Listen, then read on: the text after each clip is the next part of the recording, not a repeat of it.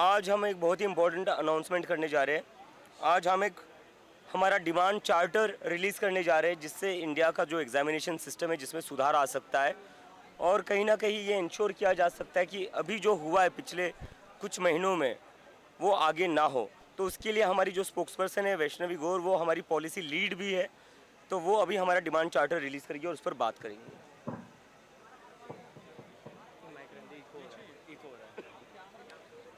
सबसे पहले thank you आप लोगों का आने के लिए। पिछले 1 महीने से हम नीट के बारे में बात कर रहे हैं।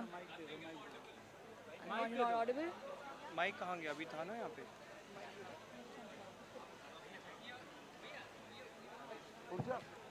हो गया। हेलो, अभी आवाज़ आ रही है आप सबको? ठीक है जी। तो जैसे हम बात कर रहे थे कि पिछले 1 महीने से हम बात कर रहे हैं बहुत सारे एग्ज़ाम्स, स्पेशली नीट जो लीक हुआ, उसके बाद बाकी भी एग्ज़ाम्स में धांधलियाँ हुई हैं, कॉम्प्रोमाइज़ हुए हैं। पिछले 10 सालों में कम से कम 90 एग्ज़ाम लीक हो चुके हैं और ये सिर्फ वो नंबर है जो हमें पता है। इसके अलावा छोटे स्तर पे स्टेट्स में जो एग्ज़ाम होते हैं, जो लीक होते हैं, उनका हमारे पास ना तो पता है, ना कितने कैंडिडेट्स अफेक्टेड हैं वो हमें पता है। उससे भी ज़्यादा दुखद बात ये है कि इन एग्ज़ाम फ्रॉड्स में कोई कन्विक्शन नहीं आती है। 2015 से लेके आज तक सिर्फ एक कन्विक्शन आई है और 2024 में जब नीट लीक हुआ था, जब हमारी भारत सरकार दोबारा से एक public examination prevention of unfair means act लाई थी, 2 साल हो चुके हैं लेकिन उसमें भी एक भी सिंगल कन्विक्शन नहीं आया है। तो पब्लिक एग्जामिनेशन जो ये सिस्टम है, ये एक पेपर नहीं, नीट नहीं, सिर्फ यूजीसी नेट नहीं, ये पूरे के पूरे सिस्टम में धांधली करप्शन हो चुका है। उसके लिए हम ये 5 डिमांड्स लाए हैं जो सिर्फ और सिर्फ इस एग्जामिनेशन सिस्टम को करेक्ट करने में फोकस करेगी। हमारी पहली डिमांड यही है कि जो 2024 वाला एक्ट था, जो नीट के बाद लीक के बाद आया था, जिसमें सिर्फ और सिर्फ क्रिमिनलाइज किया गया है, उसको रिपील करके एक नया एक्ट लाया जाए जो पब्लिक एग्जामिनेशन एक्ट पे फोकस करे। उसमें 3 चीज़ें हमें चाहिए। पहली ट्रांसपेरेंसी, अकाउंटेबिलिटी और तीसरी स्टूडेंट राइट्स। तो जैसे हमने इन्हें बताया कि 2024 में जो एक्ट आया था, हम एक नया एक्ट चाहते हैं जिसमें जो पनिशमेंट हो ऑर्गेनाइज लीक की, जो अभी 3 साल है, उससे बढ़ा के 10 साल की जाए।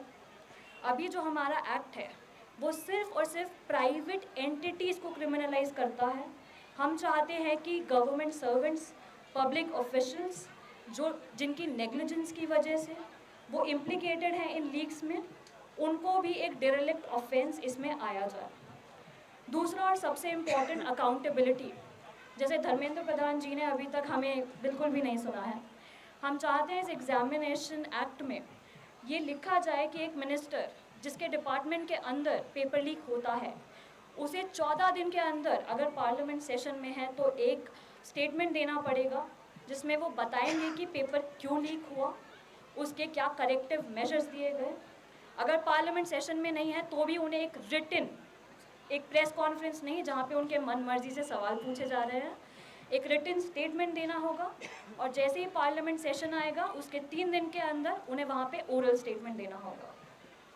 साथ ही जैसे ही पेपर लीक होता है, एक ऑटोमेटिक इंक्वायरी ट्रिगर होनी चाहिए जो कि एक 5 मेंबर कमीशन, जैसे एक रिटायर्ड सुप्रीम कोर्ट जज लीड करे। और सिर्फ इंक्वायरी नहीं, उसमें डिफाइंड टाइमलाइंस चाहिए हमें कि 30 दिन के अंदर ये कमेटी हमें बताए कि कौन रिस्पॉन्सिबल है, वेंडर है, पब्लिक ऑफिशियल्स हैं, तो उनका नेम, उनका ग्रेड 30 दिन के अंदर हो और उसके 30 दिन के अंदर इन सब पे डिसिप्लिनरी एक्शन भी होना चाहिए। इन एडिशन हम एक एग्जामिनरी ऑम्बुड्समैन भी चाहते हैं। आप लोगों ने शायद पढ़ा होगा थोड़ा लोकपाल जैसे, बट एक सिर्फ और सिर्फ स्टूडेंट्स के लिए, जिसमें जिनके पास 100 मोटो पावर्स हो कि वो देख सकें कि क्या एग्ज़ाम्स में धांधली हो रही है, वो उनके पास पावर हो, वो ऑफिशियल्स को बुला सकें, री एग्जामिनेशन करवा सकें, कंपनसेशन करवा सकें ये। और एक हम चाहते हैं कि नेशनल वेंडर अथॉरिटी बने जो उन्हें ऑडिट करे। आपने अभी सीबीएसई का फियस्को देखा है, उन्होंने एक ऐसी ही एजेंसी को टेंडर दिया हुआ था जिन्होंने तेलंगाना में भी एग्ज़ाम फेलियर 2019 में किया था। तो अभी जिस एजेंसी का मन करता है, जहाँ करता है, उस प्राइवेट एंटिटी को दे देते हैं। हम चाहते हैं कि एक नेशनल लेवल पे अथॉरिटी हो जो भी कंपनी पब्लिक एग्जामिनेशन की सप्लाई चेन में आना चाहती है, अपना बिजनेस एंटर करना चाहती है, उसको इसमें रजिस्टर होना पड़ेगा, ऑडिट करवानी पड़ेगी कि ठीक है भाई हम ये एग्ज़ाम करवा सकते हैं, हम केपेबल हैं। और दूसरा, एक ब्लैक लिस्ट मेंटेन करनी पड़ेगी। ये नहीं कि आपने स्टेट में एक एग्ज़ाम लीक करवा दिया और वही वेंडर आप नेशनल लेवल पर दोबारा इंगेज कर रहे हैं। ना तो वो वेंडर, ना उसकी सब्सिडरी, ना एक ऐसी कंपनी जिसमें वो वेंडर का मेजॉरिटी शेयर होल्डरशिप है, ये अब नहीं चलेगा।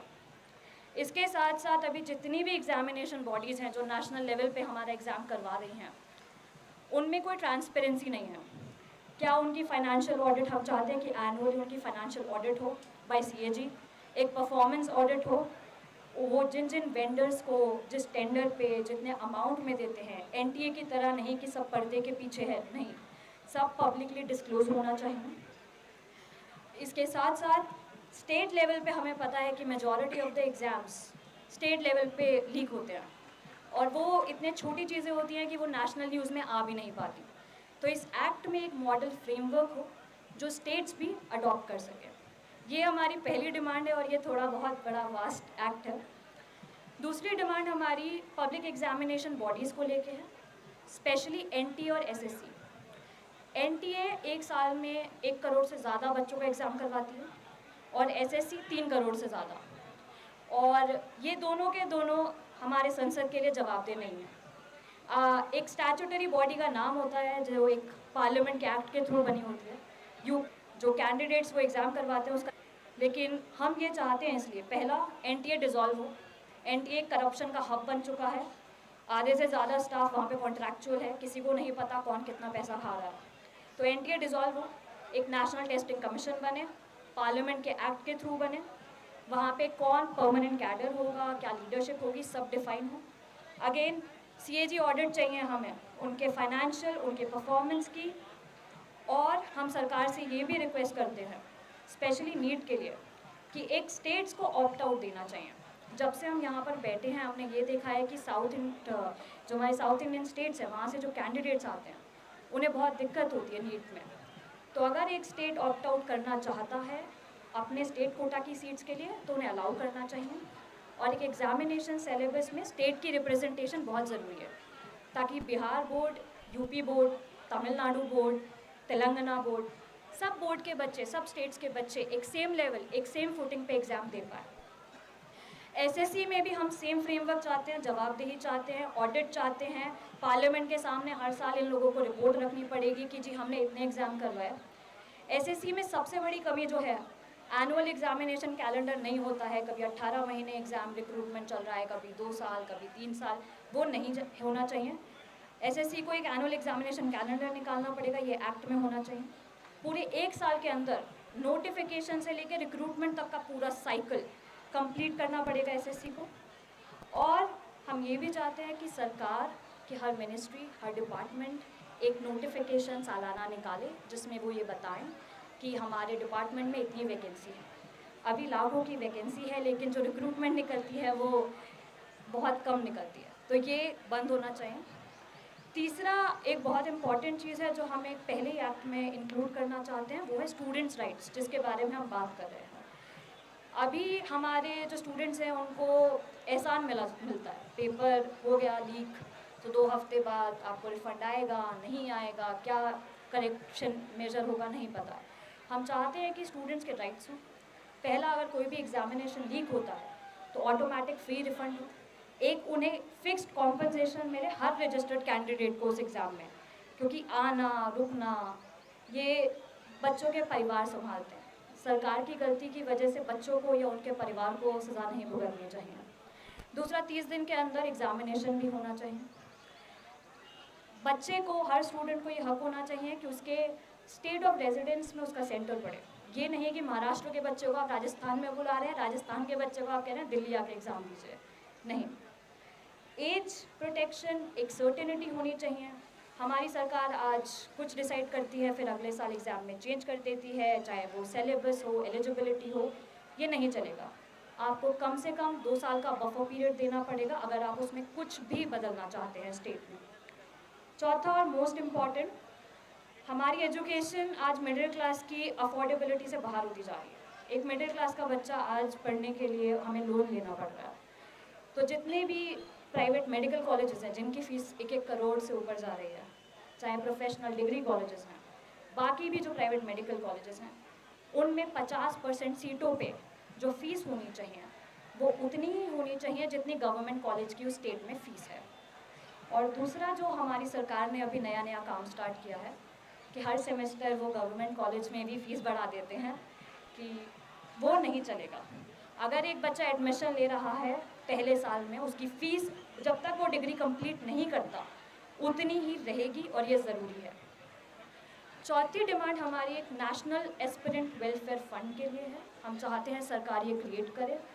हम यहाँ पे शुरू से हम ये मांग कर रहे हैं कि बच्चों की फैमिलीज़ जिन्होंने अनफॉर्चुनेटली सुसाइड किया है उनको 1 करोड़ की कॉम्पनसेशन मिलनी चाहिए, बट एक एस्पिरेंट वेलफेयर फंड होना चाहिए जहाँ पे अगर कोई एग्ज़ाम की लीक की वजह से किसी बच्चे ने सुसाइड की है तो उसकी फैमिली को असिस्टेंस और कॉम्पनसेशन मिलना चाहिए। इसके साथ साथ हम ये भी जानते हैं कि इंडिया में जिस लेवल पे एग्ज़ाम कंपटीशन है, बहुत स्ट्रेस है बच्चों में, कोचिंग की तरफ हम चाहते हैं सरकार दोबारा नज़र डाले, फ़ीस पे नज़र डाले, कोचिंग में मैंडेट करे कि हर कोचिंग सेंटर में एक professional counselling psychiatrist and a psychologist should be there, ताकि वो कैंडिडेट्स का स्ट्रेस दूर कर सके।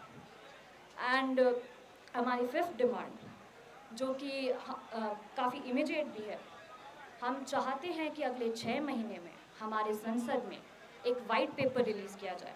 पिछले 12 साल में कितने पेपर लीक हुए हैं सेंट्रल लेवल पे, स्टेट लेवल पे, उसमें कितने कैंडिडेट्स अफेक्टेड हैं, कितने लोगों को सज़ा हुई है, कितने सबका एक अगले 6 महीने में हमें वो रिपोर्ट चाहिए। दूसरा, नीट 2024 जब लीक हुआ था तो एक कमेटी बनाई गई थी, के राधाकृष्णन कमेटी। उन्होंने 101 रिकमेंडेशन दिए थे। अभी किसी को नहीं पता कितने रिकमेंडेशन इम्प्लीमेंट हुए हैं या नहीं।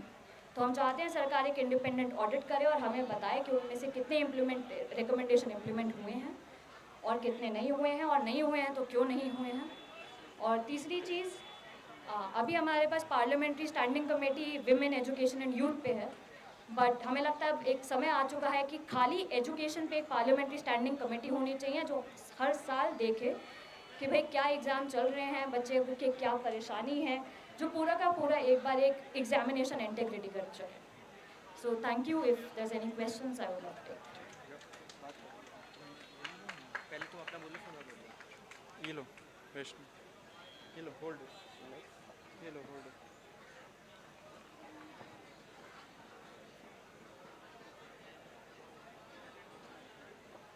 सब दोस्तों को पता है कि जब ये कॉकरोच मूवमेंट शुरू हुआ था तब हम लोगों ने जो फर्स्ट प्रेस कॉन्फ्रेंस की थी कॉन्स्टिट्यूशन क्लब ऑफ इंडिया में 3 जून को था, एंड उसमें हमने क्लियर कर दिया था कि this protest is an open call. यहाँ पे सारे पार्टीज़ को हम लोग इनविटेशन हम लोगों ने दिया था कि people from BJP, people from Congress, people from all political parties and ideologies, उनका वेलकम है। झंडा, लोगो, बैनर के बगैर आए स्टेज पे, अपनी बात रखे, युवाओं के जो मुद्दे हैं उनको उठाए एंड सॉलिडारिटी में हम लोग के साथ खड़े रहे। एंड इसी स्पिरिट में हमने 9 जुलाई और 10 जुलाई को हम लोगों ने बहुत सारे पार्टीज़ के लीडर्स को एक चिट्ठी लिखी। पर्सनली हम लोगों ने उनको चिट्ठी लिखी एंड उस पर हम लोगों ने 2 मांग की। एक तो हमने इनविटेशन दिया कि आप जंतर मंतर आइए।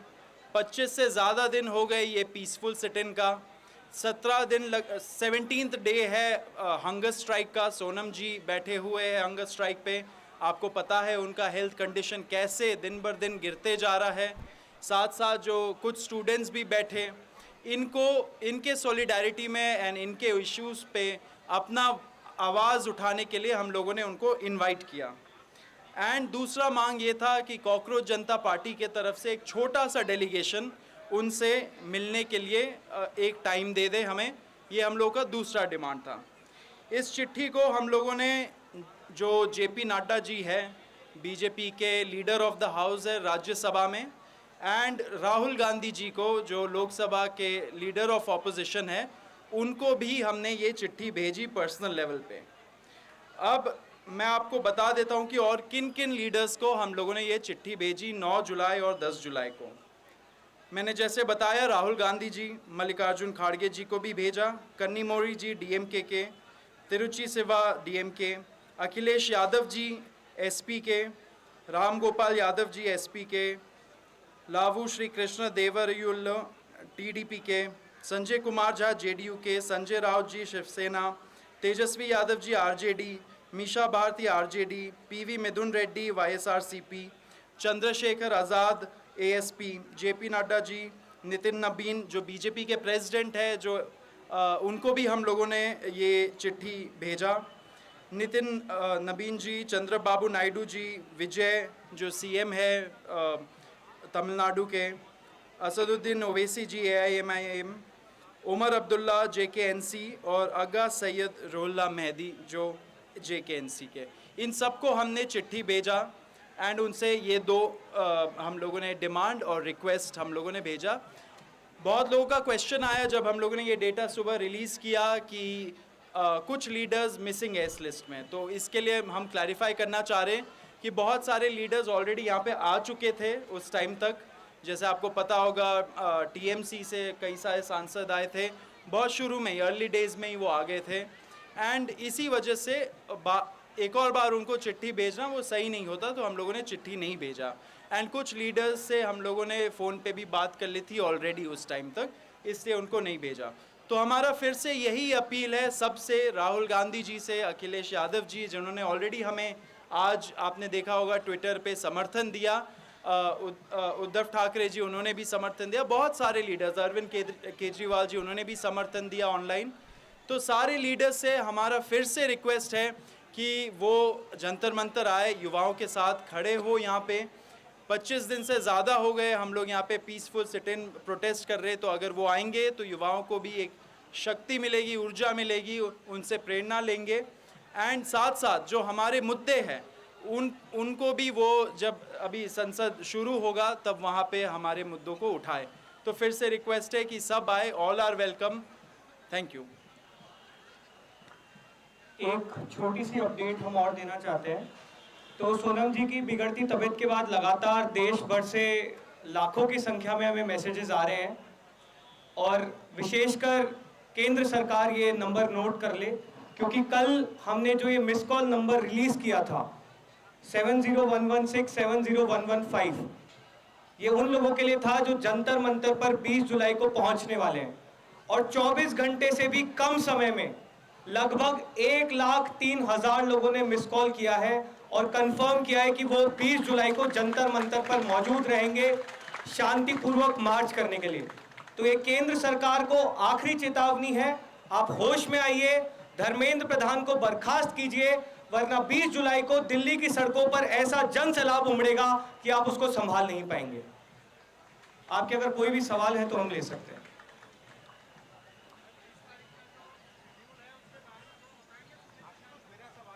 एक एक करके ले लो।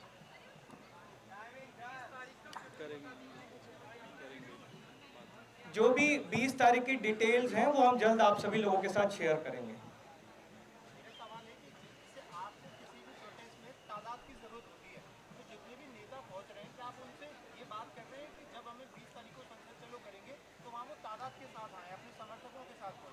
ना सिर्फ नेता बल्कि तमाम जो किसान संगठन है, जैसे आज चढ़ूनी साहब भी यहाँ पर मौजूद थे, सामाजिक संगठन है, किसान संगठन है, सबसे हमने ये आह्वान किया है कि वो लोग आएँ, अपने साथियों को लेकर आएँ और देश के नागरिक के तौर पर जंतर मंतर पहुँचे, ज़्यादा से ज़्यादा संख्या में सभी लोग पहुँचे।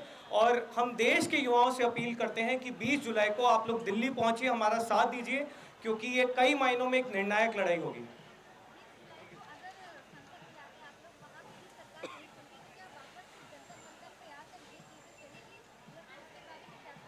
देखिए, हमें उम्मीद है कि 20 जुलाई से पहले शायद ये सरकार जागेगी। अगर लाखों की संख्या में लोग बोल रहे हैं कि वो संसद की ओर मार्च करना चाहते हैं शांतिपूर्वक, तो हमें उम्मीद है कि सरकार में देश के लोकतंत्र के प्रति अभी भी थोड़ी इज्जत बाकी है, देश के युवाओं के प्रति अभी भी थोड़ी जवाबदेही बाकी है। तो हम अभी भी यही उम्मीद कर रहे हैं कि 20 जुलाई तक शायद बात पहुँचेगी नहीं।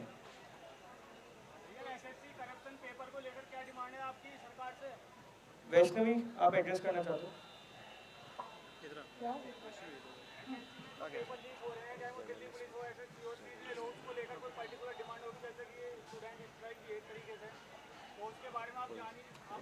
से एक बार पूछ लो।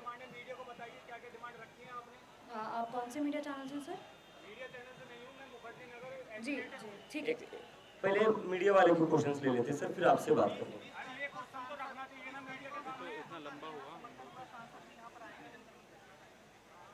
Saurabh, you want to answer that? फिर से रिपीट करिए एक बार। हो चुका है, दूसरी डिमांड कर चुके। देखिए, ये जैसे आशुतोष ने भी बताया, ये ओपन कॉल है, जिनको जुड़ना है वो जुड़िए। ये ज़रूर याद रखिए कि युवाओं के जो मुद्दे हैं वो फोकस में है, एंड साथ साथ ये एक पीसफुल मार्च का हम लोगों ने ऐलान किया है।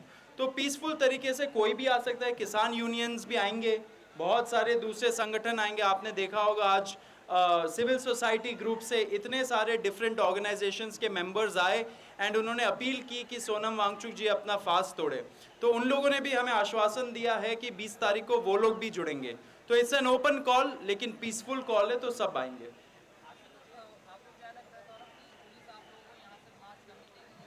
देखिए, वो आपको पुलिस से पूछना पड़ेगा। पुलिस को हम लोगों ने जैसे शुरू में भी वादा किया था 6 तारीख को, और 20 तारीख को भी वादा किया था कि हम अपने तरफ से पूरा कोऑपरेशन करेंगे पुलिस के साथ, एंड उनका भी इन रिटर्न उनसे कोऑपरेशन मांगेंगे। देखिए, यहाँ पे जो लोग हैं वो एक बहुत जायज़ डिमांड के लिए बैठे हुए इतने दिनों से संघर्ष कर रहे हैं। तो आगे भी अगर हम लोग बोल रहे हैं कि अगर यहाँ से आवाज़ नहीं जा रही है तो थोड़ा और पास जाके हम लोग आवाज़ सुनाना चाह रहे हैं अपना, तो उसमें किसी को प्रॉब्लम नहीं होनी चाहिए। जो भी हमें पुलिस के साथ कोऑपरेट करनी है वो हम लोग करेंगे। कॉन्स्टिट्यूशन के 4 कॉर्नर्स में कॉन्स्टिट्यूशन हमें right to protest peacefully, right to assemble peacefully, उसका राइट गारंटी करती है। तो उसी के दायरे में हम लोग सारा चीज़ करेंगे, एंड आशा है सब लोग कोऑपरेट करेंगे।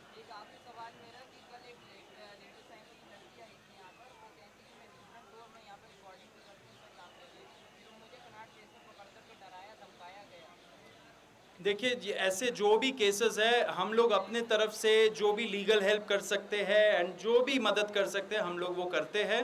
एंड जो लोग दहशतगर्द फैलाते हैं, आई थिंक पुलिस को उसमें ज़्यादा एक्शन लेना चाहिए। आपको पता है कि जो यहाँ पे वायलेंस हुआ था निशु के खिलाफ, निशु के पापा संजय के खिलाफ, उसमें आज तक पुलिस ने एक भी स्ट्रिक्ट आईपीसी का धारा नहीं डाला है। उन्होंने अभी तक एनएसए, यूएपीए जो कड़े कानून है, एससी एसटी एक्ट, वो नहीं डाला है। तो ये क्वेश्चन आपको पुलिस से पूछना चाहिए कि क्या लॉ एंड ऑर्डर सिचुएशन वो सही से हैंडल कर पा रहे हैं। तो I think the ball is in their court, उनको इस चीज़ का जवाब देना चाहिए। हम लोग अपने तरीके तरफ से सारा कोऑपरेशन कर रहे हैं। ठीक है, थैंक यू।